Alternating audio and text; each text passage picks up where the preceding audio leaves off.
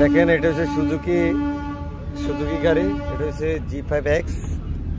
এই গাড়িটা মূলত সমস্যা হয়েছে, এটা পিকআপে ঝামেলা করে, পিকআপ উঠতেছে না।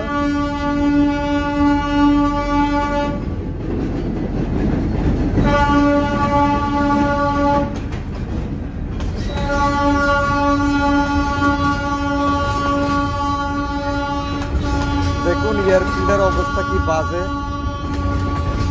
আর এই যে দেখুন এখানে গ্যাস মারছে, গ্যাস মারাতে আপনার এখানে ভিতরে মোবিল আসে গেছে।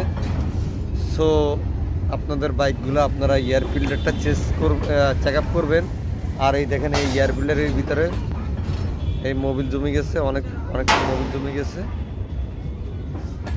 সো এগুলো আপনারা চেক আপ করে নেবেন, যার কারণে এটার কারণে আপনার পিকআপটা বাহার উঠতো, গাড়ি একভাবে টানতো না। এই দেখেন।